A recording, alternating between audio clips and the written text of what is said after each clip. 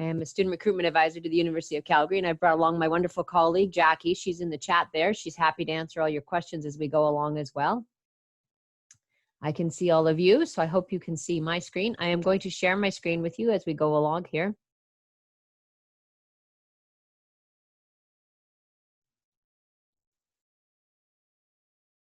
All right, I hope you can see that beautiful screen.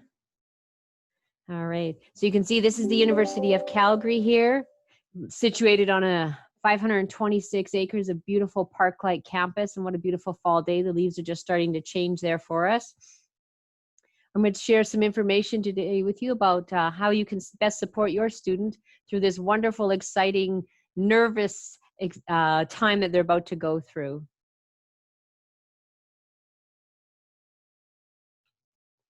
So this is me. If you'd like to connect with myself or my colleague Jackie, you go to future.students@ucalgary.ca.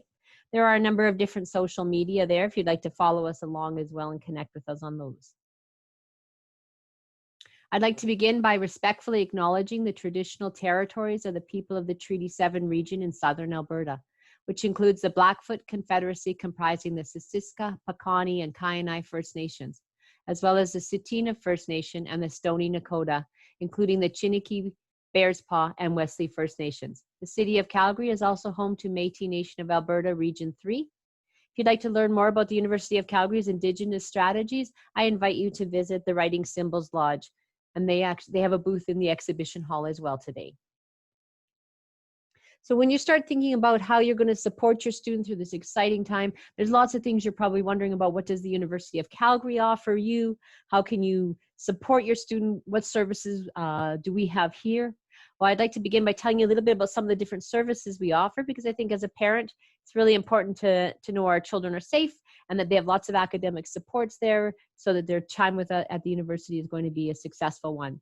So a number of supports we offer. I'm really proud to say the University of Calgary does have a very all-encompassing support system. And the biggest thing our students need to do is remember just to ask for what they need if they can't find it, because somebody on campus will know where to find it for them.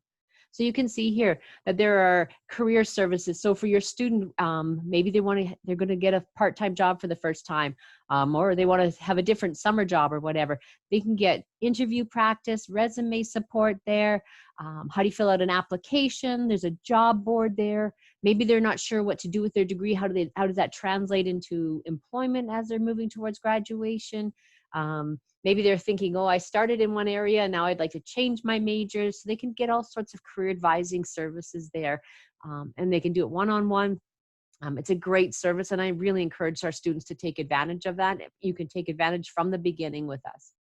So for many of our students, of course, it's going to be the first time they're going to be managing their own budget, or they're going to have some help from you to do that, but maybe you'd like them to learn how to manage that budget. So taking some educational workshops on money smarts through our financial aid office.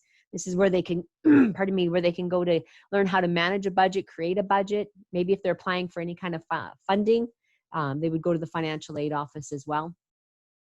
Our students can also get involved in our leadership and student engagement program, and this is an opportunity for your student who would like to develop some leadership skills, or maybe they already have started to develop those in high school or whatever now, and they want to further those skills. So they join a group of like-minded individuals. There's going to be lots of volunteer opportunities. There are lots of courses and seminars that they can take part in as well to build those skills.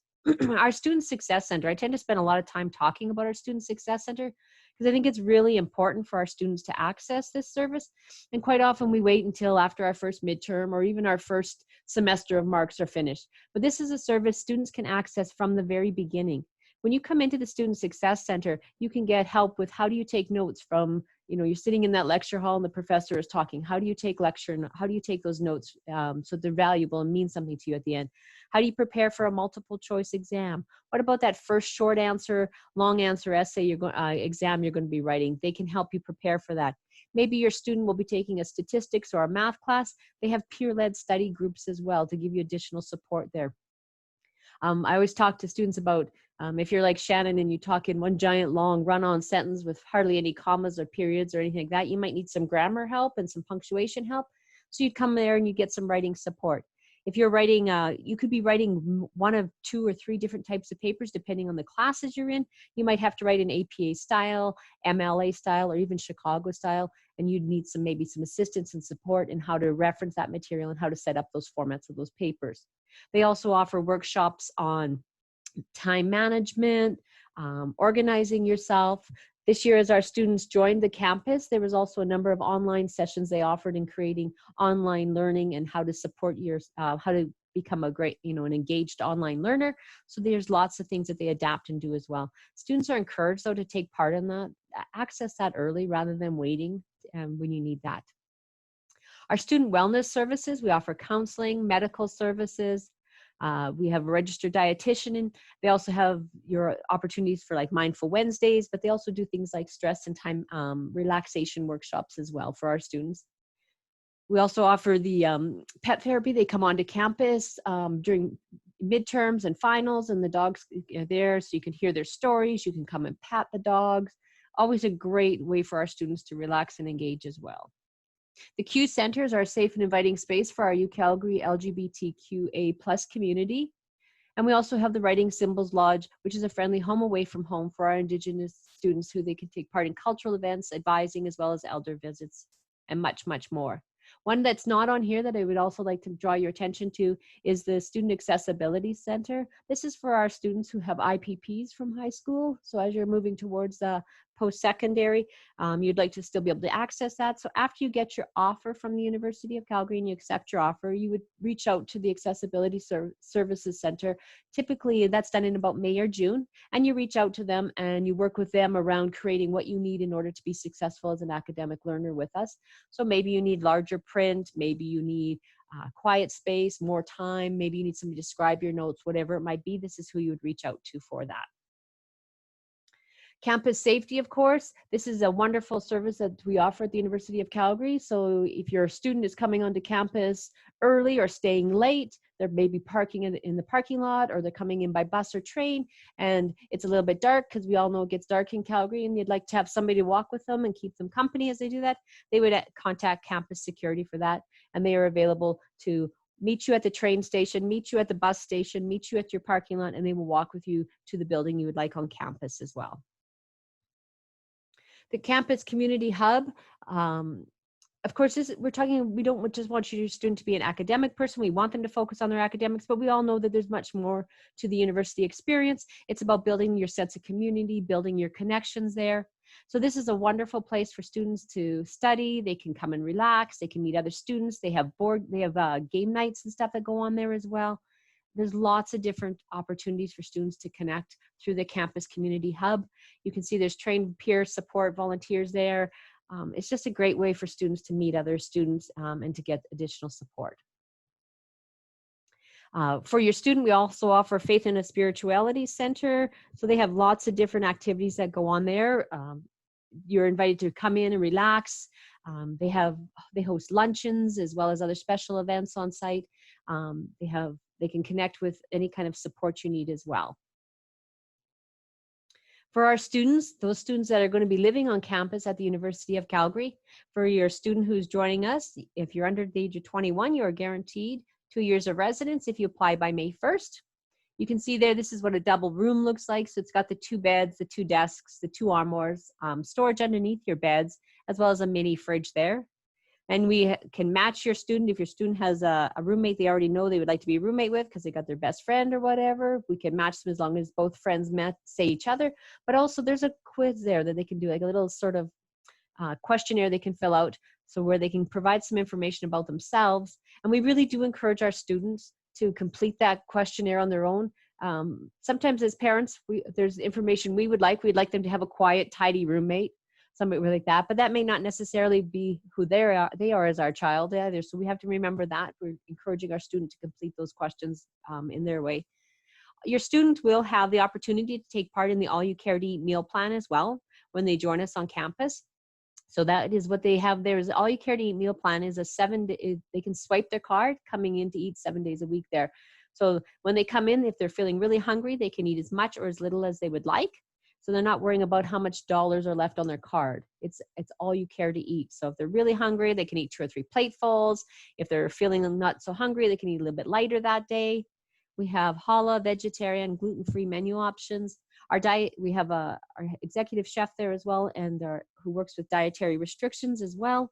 We have fresh salad bar. We have homemade soups. There's a fresh sandwiches. There's a grill. There's a pasta bar. Yes, there's pizza on it. They also do theme booths in there as well, so opportunities for individuals to take part in trying different theme night meals as well. And of course, the ever popular, I always like to tell the students about, is the dessert bar. It does have chocolate there as well. When they're living on campus, they're going to have access inside their residence there to a study lounge as well as study groups. They're going to have a chance to build that sense of community, take part in community activities inside their residence. They can talk about go take part in sporting activities, different activities as well. There's lots and lots of opportunities. Our residence services does have a booth in the exhibition hall. If you'd like to learn more about residence, I invite you to visit that booth as well today while you're visiting our open house. These are the 8 faculties that students can apply to directly from high school. Okay, these are the direct entry for your students. So this is where you would be coming along to help support your student. Inside of these 8 faculties, there are over 100 different programs. Your student is going to have the opportunity to apply to 2 programs, their first choice and their second choice. Their first choice program should be the program that they are most interested in and have the admission requirements for. And then a second choice program, I always encourage students, make sure you have the admission requirements, make sure you're interested in it a little bit. And also it helps if you maybe choose something with a slightly lower admission average, just to make sure that it's kind of a capture average place. It's in case something happens or goes sideways for you, you have the opportunity that you can then have a fallback plan to get started. There's lots of room inside of these programs to pick and try different things in there. And it's really important, I think, for us as parents, that we're encouraging our students to start where they are going to be the most successful as well. There's lots of ways to get through your path, where you want to go through your journey here. So encourage them to choose what they're interested in. We have inside, admissions booth is set up inside of the exhibition hall as well. And they're there to help you answer any questions you have about the admission requirements for each program, the admission averages and whatnot there. We are a MARC-based university. So what that means is we are looking at the 5 faculty-specific admission requirements for each program, and then looking at that competitive admission average for each of those programs. So your student will want to have those when they're looking at this. So in here, just talking a little bit more about our admission information. So admission is specific to each major. Okay, so what I'm giving you example of here is a Bachelor of Arts in Political Science. If you were an Alberta student, you would be looking for English 30-1. That's the Alberta curriculum. Outside of Alberta, of course, you're going to be looking for the English equivalent, so you can choose that as well. We have 3 approved courses at the senior level, the 30 level, and then a 5th approved course or option at the 30 level or senior level. And we're looking for about a mid-70s average there. You can see your Bachelor of Nursing has your English, it has a pre-calculus math, it has a chemistry and a biology, as well as a 5th academic course or option at the high 80s as well. Your Bachelor of Science in Engineering is very prescribed. It requires you to have that senior level English, the pre-calculus, mathematics, calculus, chemistry, and then either physics or biology at the senior level. And what do I mean by that? So for your student who has maybe decided they're interested in engineering, but they didn't take physics in high school, or they did complete biology 30 though, or if that was the Alberta curriculum, or they're looking for that equivalent, but they completed that, they could apply to engineering for admission under the bioengineering pathway. They would then be admitted under that bioengineering pathway and complete the Bioengineering Institute the summer before they started. If a student did not have the senior level physics, or they didn't get the mark that they needed in that senior level physics, but they had the biology 30 where we could admit you, that's where we would also do that. So there's some information, of course, about the tuition and the fees here. You can see here that you can see Canadian citizens or permanent residents. You can also see our international fees as well. If you're looking for your student, you can also be going to the cost estimator on the website to get more additional information in there. I just draw your attention to the general fees there. That includes your transit pass. So all of our students, when they pay their fees, get access to the student U-Pass. That's good 24/7. from September 1st till April 30th as a full-time student. Your student will also have access to a health and dental plan through their general fees as well. Books and supplies, there's a bit of a variant there as well. So when you're thinking about books and supplies, this is because is your student buying new books? Are they buying used books? Are they buying maybe, depending on the program they're in, they could have more expensive textbooks as well. We always encourage our students to make sure you give yourself a little bit of living expenses or spending money, because you do want to be able to take part in different activities, whether that's on campus or around the city.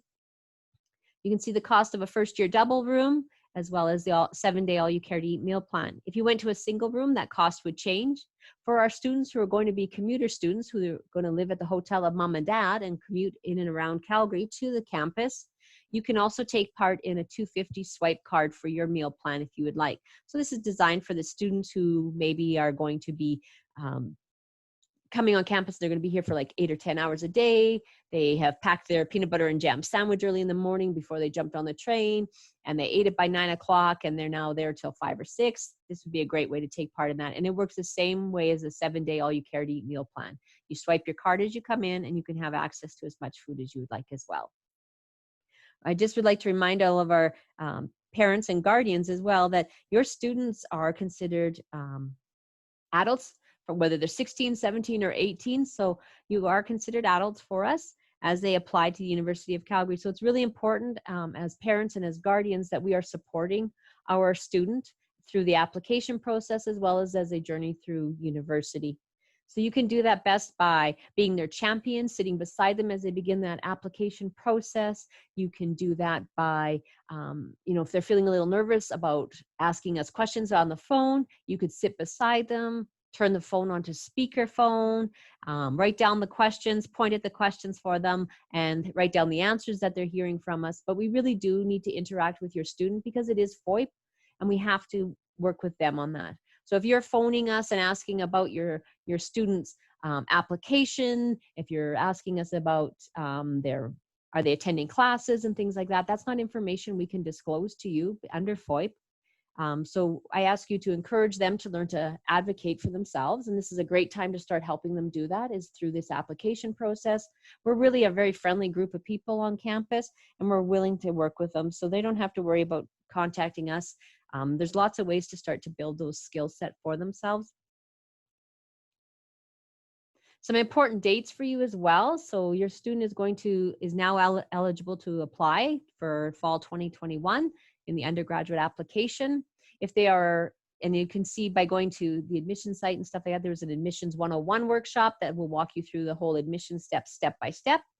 There's also, once they've applied to the undergraduate application, they will get access through their My UCalgary Student Center portal to log in, and they can now begin completing the awards application. When they complete that awards application, one application, it will qualify them for all the awards. They don't need to tell us that they want to apply for award X or award Y. They can just apply, and all the awards that they're eligible for, they will be able to be qualified for. December 1st is the Prestige Awards deadline. So when they apply, they've got from now till December 1st to complete that Prestige Award application. This is our high value renewable awards. So this is going to be a chance for them to talk about a little bit about their extracurricular, their volunteering, their part-time job, all the things that make them unique and wonderful. You're going to put that in there. They're also going to have to probably give us some personal statements or some short essays.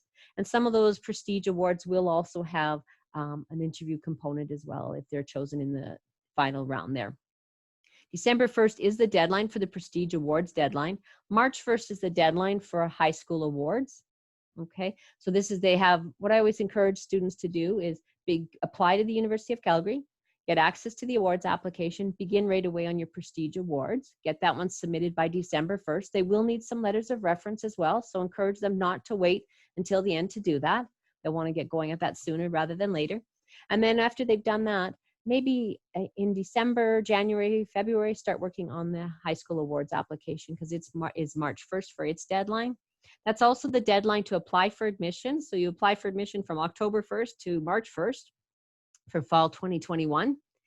Residence application opens on January 1st, but March 1st is the deadline to apply for admission. It's also the deadline to make any changes to your application or your program. So maybe I'm somebody who has come along and I've got a different idea about what I would like to do. And I want to change my program. That's when they can do it. They have to do it prior to March 1st. For fall 2021 is also the award application deadline for the high school awards. There's different deadlines you'll have to work through as well. For our high school students, all of them must complete all of their current high school courses by June 30th, and that's to ensure that they show up on their final official transcript by August 1st, which is the final official transcript deadline, August 1st. We have to have that transcript sent to the University of Calgary, and it has to be received by August 1st for your admission for fall 2021. This is my colleague, Jackie, and she also can be reached at future.students@ucalgary.ca. I'm going to take a peek and see if we have any questions in here in the chat.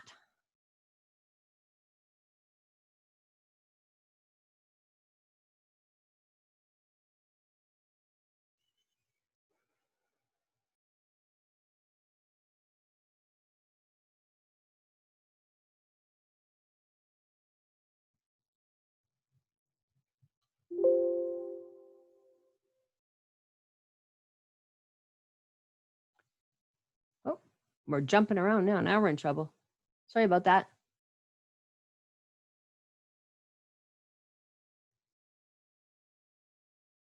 Jackie, maybe if you can see any questions that you'd like to share with me.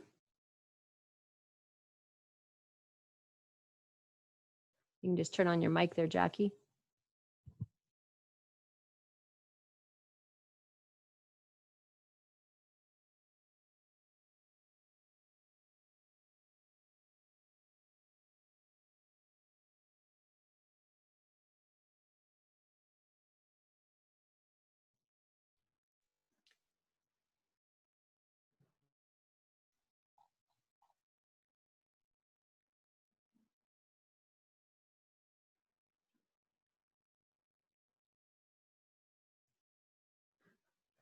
All right, so there's a question there, how to get into the virtual exhibit hall. Just when you go right into the main exhibit hall there, when you first came into the fair, you can just click on exhibit. You can click on any of the booths that are down there below. There's a few different ways to enter that. Yes, you can record this. This was being recorded.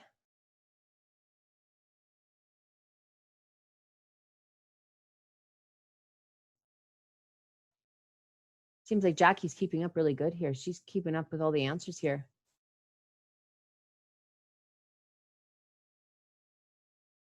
So just so you know, I mean, you'll want to talk to admissions as well, because admissions will go over all the details for very specific programs for you as well.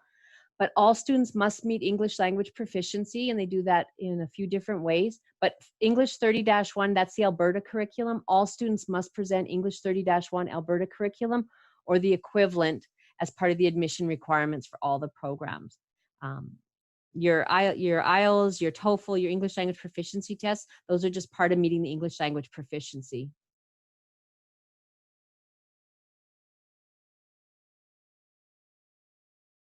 You would want to talk to,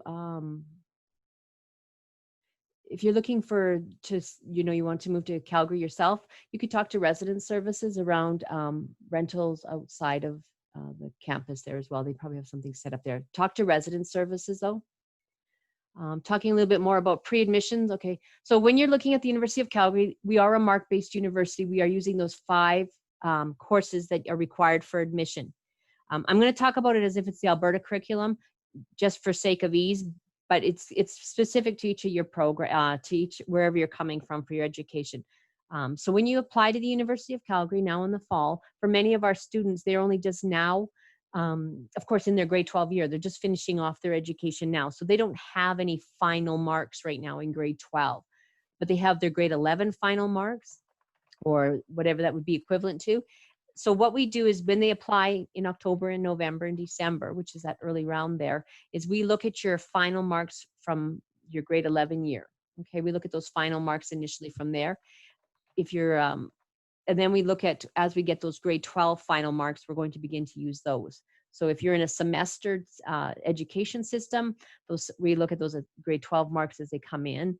If you are studying outside of Canada, then we're going to be looking at your different education requirements specific to your program of study. And I invite you to visit admissions booth there and ask them specifically about questions about your program under your education for your student. But pre-admissions, so we look at that because we do rolling admissions. So we're going to look at you under your what marks do you have? Do you have the average we need for the program? Do you have the courses we need? Because you applied to 2 programs, we can look and see, do you have what we need for your first choice program? If you do, we can send you an offer. If you don't have quite what we need for your first choice, but maybe you have everything we need for your second, maybe we can give you an offer on your second. Except having an offer on your second choice does not impact you being considered for your first choice program as well. So because it's rolling, we're going to be able to look at your marks throughout the admission cycle. As you qualify, as you put through that piece, you can also see the, we're going to put through those pieces, okay? So what that means is as we see your new marks, we review your application, okay? Looking always to see if you're qualified there. Shannon? Yep.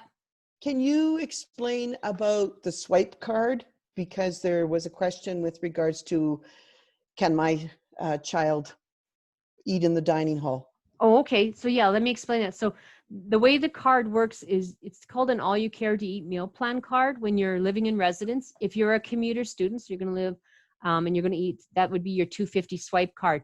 It's money so your card is loaded like onto your U card there, your student card, and you just swipe it as you come in and it says, oh, student X is here. And now you can come in and you choose what you would like to eat from all the different, it sort of looks like a, for lack of a better word, kind of like buffet stations are all set up everywhere. And you can choose, you take your plate and you fill as much as you would like. You can go through each of the different sections there that are set up, or you can just choose one area that you want to eat in. So your card is swiping to come in and it recognizes who you are. And because you're paying for that 7-day all you care to eat meal plan, you can eat as many plates as you want, or you can eat as little as you want. So you're not worrying about, your students not worrying that they only have $5 left on their card for the month and they can only have 2 pieces of lettuce for the day. No. It's that, I know, I always use 2 pieces of lettuce, sorry. Jackie laughs because I eat lots of lettuce. But you can, so that's what that swipe card is for. It's designed for you to swipe and come on. When you, and that is different though from what your U-Pass looks like. Your U-Pass, your student U-Pass, that's the transit card. And there's a little sticker that goes on the back of your student card that the student has, that they can travel around the city, back and forth to campus, to work, whatever, 24/7 on the transit system. So I hope that kind of answers that question. Can I step in for just a second with regards to English language proficiency, Shannon? Please do. So we've got one question. Your son is a PR, permanent resident, has only been here for 2 years. Your son would have to do IELTS and or TOEFL or one of the English language proficiency tests, which I put the link up, and it's also in the slide deck. Or no, we did we? Because I was busy typing. No. Anyway, so that's all there. You have to have completed 3 years of English in an English environment, high school. So what your son would do is he would have to do the test, plus he would have to do and complete his English 30-1 requirements. So they're both required for a student to apply to the University of Calgary as a new Canadian. And there's a question there about applying for financial aid as well. So if your student is, you're going to apply in your province if you're a Canadian citizen or a Canadian student, you're going to apply in your province for your student aid. If you're looking at, in Alberta, it tends to open up in June. You need to apply for student aid for wherever you call home. So wherever home is, that's where you need to start with your student aid application as well. So students who apply in October, so from October 1st to December 1st, could receive offers in December. There are a few programs though that have, so our Bachelor of Health Sciences honors, some of our Bachelor of Fine Arts in drama, music, and visual studies, they have additional requirements, so they don't tend to send out offers in that first round. But just because there are those additional pieces you have to do. So that's why I also encourage students to always apply early, because if you're doing those additional pieces, it helps to be able to start working on those pieces you need to do so that you're not finishing them right at the deadline. So you could, if you apply in October, between October 1st and December 1st, you could hear before the end of December. But remember, it's rolling admission. If we have what we need, we can send you an offer. If we don't, we're going to wait for some more information for some more marks, and that'll go along as well. There's one question in here. Could you please put up Colleen's info again? Not sure what that question is. Do they want you or me? Do they want you or me? I'm not sure.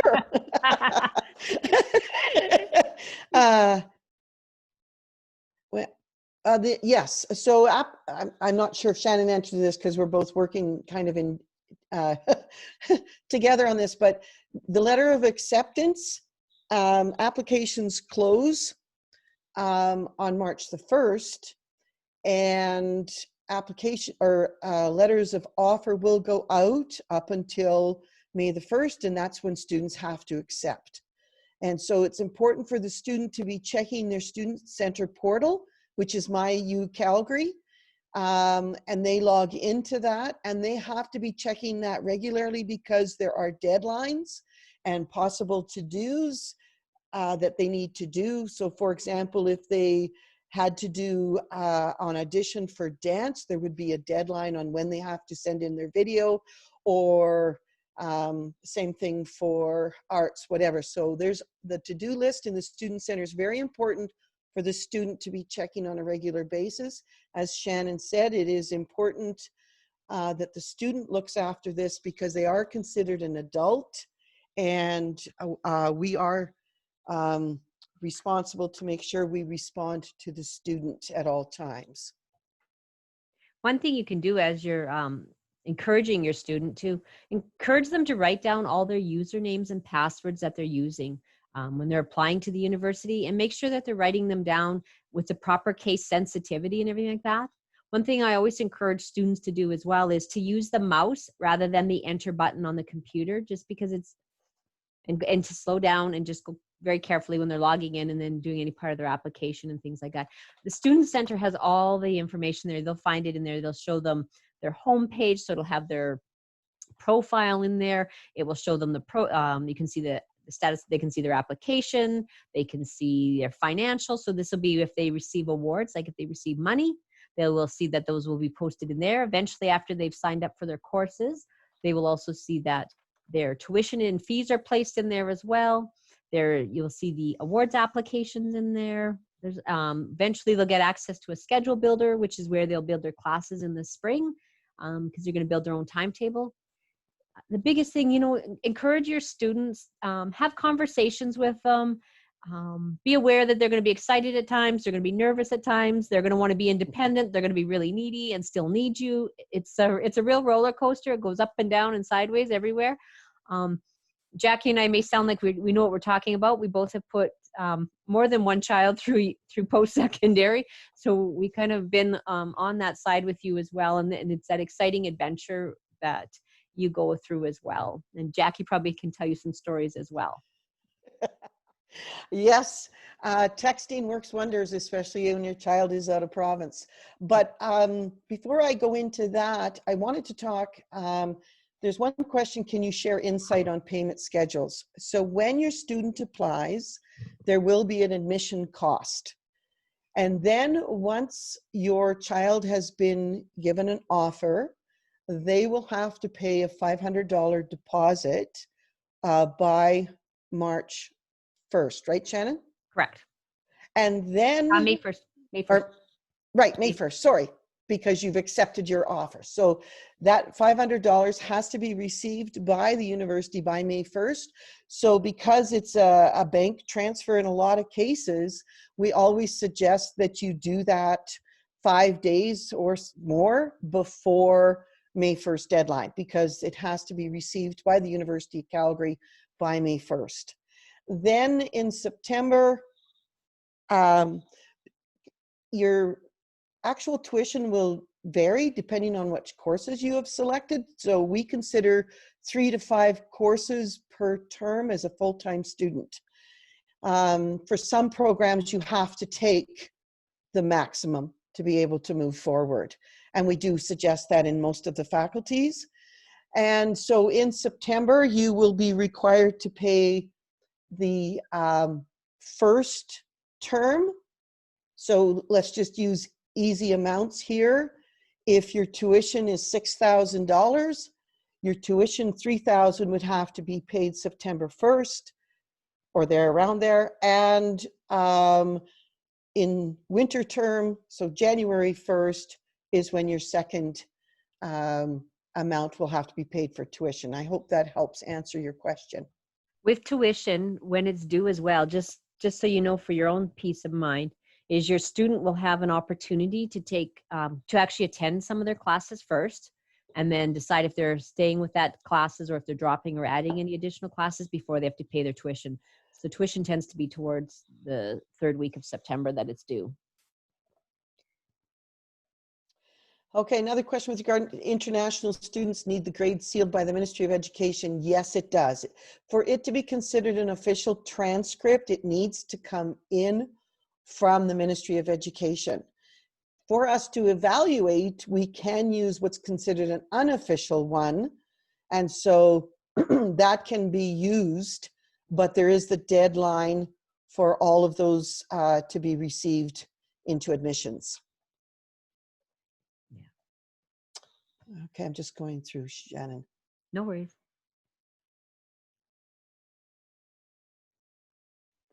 Have conversations though with your student, find out what they're interested in. You know, just be available to have conversations with them. If you are having your student live on residence or coming to Calgary and they're coming from somewhere else, there's lots of ways to connect with your student. You know, you can drop a quick text, you know, good morning, happy Monday, happy Saturday, whatever, little, you know, things or whatever. Sometimes you're going to find that they're going to talk a lot to you. Other times they're going to be too busy, but, you know, just being there to reach out to them. My children have been in school, living away. So of course it's all those pieces as well around seeing how many funny little things you can send to them. But whether it's a card, a text, maybe you mail them a little parcel or something like that. It's just being in that connection with them. If your child is coming away to come to the University of Calgary, whether they're just outside of Calgary and they're going to live away on campus, or they're coming from a much further distance from in Canada or around the world, they will experience highs and lows while they're attending university. They're going to be excited to be here. They're going to get a little homesick at times. They're all going to get their first cold while they're studying, because they're going to be studying. So just those pieces that are there, just being there for them, and know that this is a really safe city. It's a safe campus, and it's got lots and lots of supports there to support your student as they go along as well. I think that why is also, just to segue on that with Shannon, it's really important we set up the slide for the student supports. And the Student Success Center is there, the Wellness Center is there if they're getting homesick and they want to speak to someone. It's really important. All of those supports are there. And connections. So one of the things we didn't put up is there's over 300 clubs at the University of Calgary. Mm-hmm. And it's the connections from student to student and finding your niche. So if your student is really interested in volunteering in a specific area, or would like to learn how to dance, hip hop, whatever, there's clubs for that. If they like writing or film or whatever, there's clubs for that. If out of the over 300 clubs, it's not listed, then your student and 9 other students can create their own club. So I think it's really important that, yes, they've moved away from home. My daughter moved away from home. My son stayed in Calgary, and Shannon's was reversed. Her son moved away and her daughter stayed in Calgary.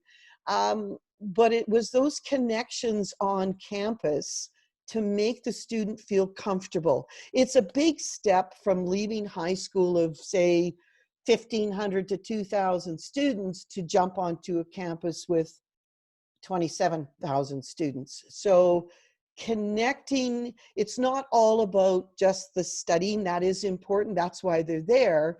But there's the social aspect afterwards as well, and the connections, and because those are lifelong friendships that your students will make in the connections. So the student support's there, but it's also important for your student to have fun as well.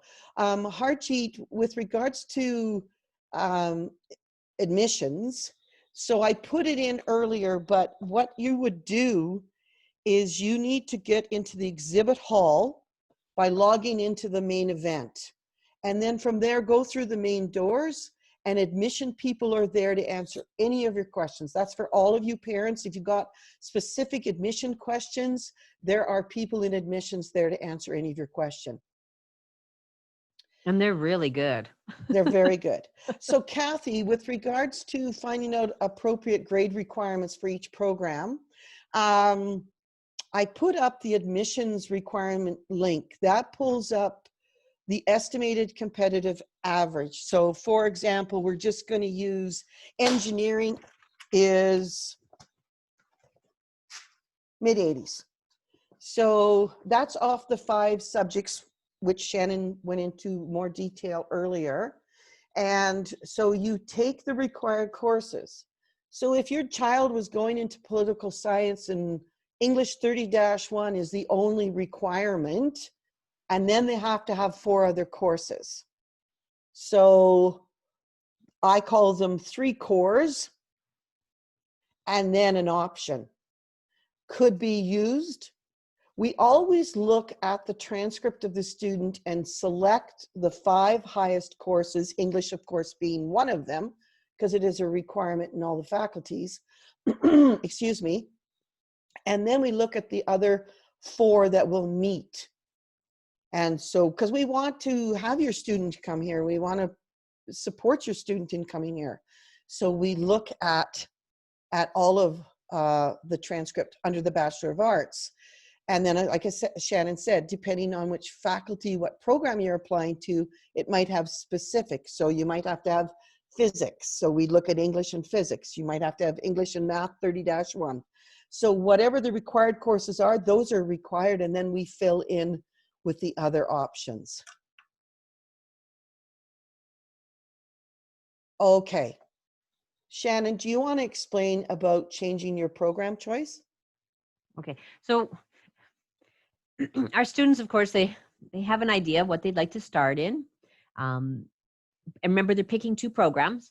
Now, many students, they're 16, 17, 18 years of age, and what they think they want to do now is quite different from what they may end up wanting to do once they get to university. So how I usually explain that is, for our students when they're in high school, they get a chance to see a number of different types of maths and sciences and things like that when they're in their high school, and some elective courses. When they come to university, we have hundreds and hundreds of classes they get to take.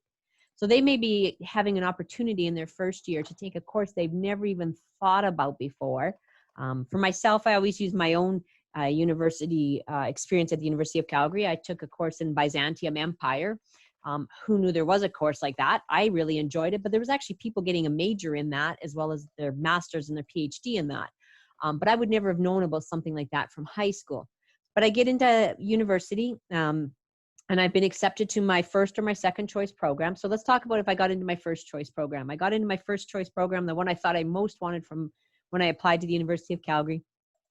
And I start taking those courses, and I actually fall madly in love with a different course. I fall madly in love with my philosophy classes I'm taking, and it's really not my commerce classes that I thought I wanted to take. You can apply for change of programs. You can apply for change of program. That opens up in October of every year, and you apply for it for the following fall. Okay, so I would be completing that year that I'm in of my study, but I'm applying for the following fall. If I got into my second choice program, so maybe my admission average wasn't quite what I needed to get into my first choice, or maybe the program was full and I got my second choice and I was a little bit heartbroken because I had really wanted to be, for example, into the Bachelor of Commerce and I did not get in, or maybe I wanted to be in psychology and I did not get into it. That's okay. Once again, in October, it opens up the change of program application. So now you're applying for change of program in your study there. You're going to complete the year you're in because you still have to be in the University of Calgary and you have to be studying with us, but you're applying now to change your program for the following year. A lot of those courses you're taking, of course, you're not going to lose anything because a lot of those courses you're taking, especially in your first and your second year, are going to be a lot of those distribution credits that you need, those electives you need to glue your degree together. So out of those 40 classes, if you're doing 5 classes in each term, 10 classes a year, that would be the maximum course load you'd be taking. It would take you 4 years to complete your degree. In that first year, a lot of it is the foundation courses. These are the courses that are the prerequisites to allowing you to go on into upper and higher levels of courses. So, of course, many of them are very wide for our students to be able to take part in so that they can move between programs. If they change their mind, they can apply for that change of program. I hope that answers that question. Did I answer it more? Yep. Okay. Okay, just a minute. I'm just answering a question for international students support. A parent wanted to know if we would meet their student at the airport. I've put in the link for international student services for them to connect with. Yes, and they have a booth in the exhibition hall as well. That's correct. So you can always talk Shannon, to them more. Exactly. Because we've done it, but I don't. How do they get into the exhibit hall? Well, you're right now. You're in a breakout room you're in a Zoom link right now. So, how you got into the Zoom link? You're just going to go back out the other way. So you're just going to go back over to, just go right back in there. You can see it's a big hall, and it'll have exhibition hall there. There's also along the bottom. There's you can see there's booths, there's chat and things like that, and you can either click on one of those, or you can just go up to the exhibition hall and walk through the door and it'll let you in as well. I don't know if that's a very good visual description from not being able to see it. I'm so sorry. My hands are waving and telling you how to get in if that helps at all. I know mine do too, which doesn't help when you're doing virtual. Sorry, people. This is a first time for all of us, so it's a unique experience. I hope it's been a really good experience for you. I'm just going to answer a few more questions because Shannon and I both have to go into another presentation shortly. So just a second. With regards to there's always been a confusion about how to select courses. Admissions looks at your child's transcript, and depending on what the courses are that they're providing, we're going to select 5. And depending on the program, we're going to look at the required courses. So admissions will look through it, and they will select the courses, figure out the average, and then respond to your student. Because all of our programs being different requirements, it's hard to try and explain that. Lori, if you apply for early admission, can you still apply later? No, just the one application. We will review your child's application a minimum of 3 times. So I'm not sure if you're in Alberta or where you're from, but if you were in an Alberta mom, then your child would be evaluated when they apply the first time. Then again, after their first round of diplomas. Oh, Laura, you're from USA. Sorry, I'll continue.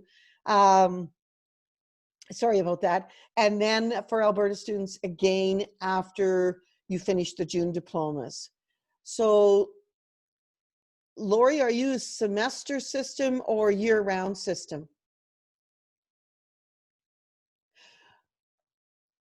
Okay. So after your students finish their first semester, like they'll apply now, and they could provide their semester from grade 11 subjects, and we will look at that, and then we'll require it from there. Okay, so we do look, and when students none of the grade 12 students have finished all the grade 12 requirements, right? Because they've just moved into grade 12. So we're going to look at grade 11 subjects until they have completed their grade 12 subjects. And then we remove the grade 11 subjects to put in their grade 12s and reevaluate. So hopefully that makes sense.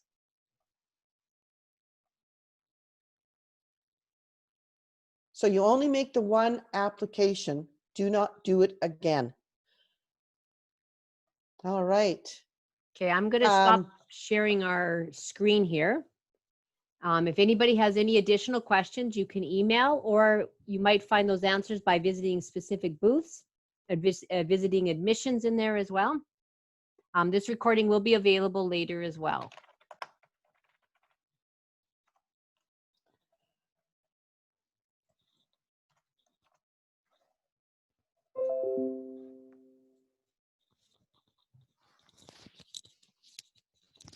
All right. So I'd like to thank you all for joining us. Jackie, thank you so much for being my eyes and ears in the side there and helping me throughout this presentation. Thank you, everyone. Enjoy your time with us the rest of the time today. Please visit lots of the different booths. You'll get lots of answers there. Thank you.